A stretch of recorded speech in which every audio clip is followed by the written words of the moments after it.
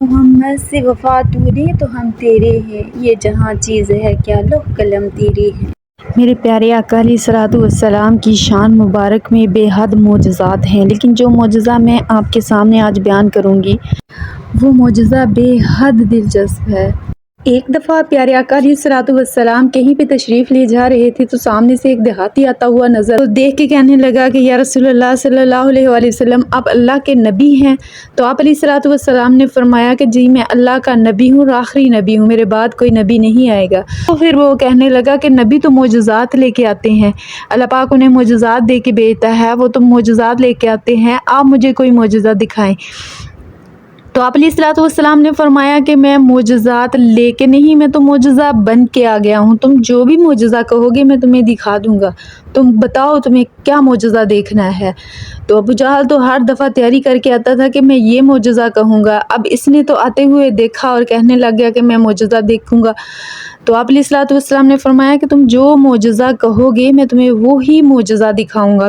تو وہ ادھر ادھر دیکھنے لگا اور پاس ہی اسے ایک درخت نظر آیا تو کہنے لگا کہ یا رسول اللہ صلی اللہ علیہ وآلہ وسلم، آپ اس درخت سے کہیں کہ وہ آپ کے پاس چل کے آئے اور آپ کے قدم مبارک میں آ کے سجدہ دے کے کلمہ پڑھے تو میں اس کو دیکھ کے کلمہ پڑھ لوں گا۔ تو آپ علیہ الصلوۃ والسلام مسکرائے۔ کون مسکرائے؟ ہمارے پیارے آقا علیہ الصلوۃ والسلام مسکرائے۔ پتلی پتلی گلے قدس کی پتیاں، ان لبوں کی نزاکت پہ لاکھوں سلام۔ ہمارے آقا علیہ الصلوۃ والسلام مسکرائے اور آپ نے فرمایا کہ یہ تو پڑھ ہی لے گا، تم اپنی تیاری رکھو۔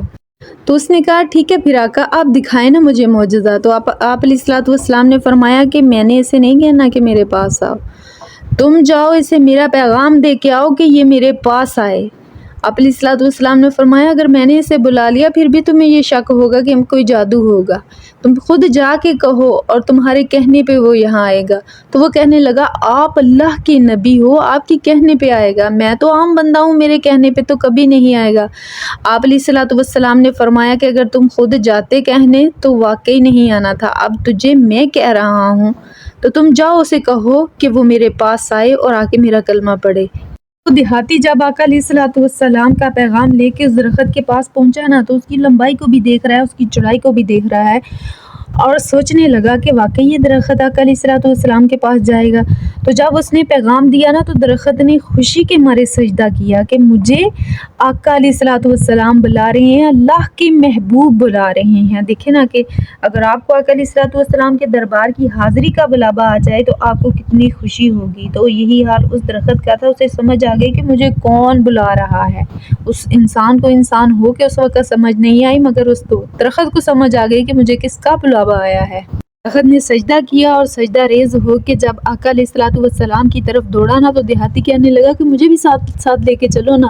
اس درخت نے کہا کہ تم تو جب مرضی آنا، میں ایسے ہی جاؤں گا، کہیں آقا علیہ الصلوۃ والسلام کے حکم میں کہیں کوتاہی نہ ہو جائے اور دیر نہ ہو جائے، تم جب مرضی آنا میں جلد از جلد ان کے پاس پہنچوں گا۔ جب وہ درخت آقا علیہ الصلوۃ والسلام کے مبارک قدموں میں پہنچا تو درخت سے کلمے کی آواز آ رہی ہے۔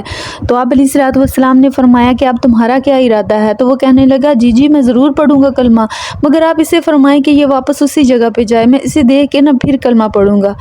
تو آقا علیہ الصلوۃ والسلام نے نہ اسے فرمایا نہ حکم دیا، صرف اس کی طرف اپنی مبارک آنکھوں سے دیکھا اور ایک انگلی مبارک کا اشارہ کیا تو درخت واپس اسی جگہ پہ چلا گیا۔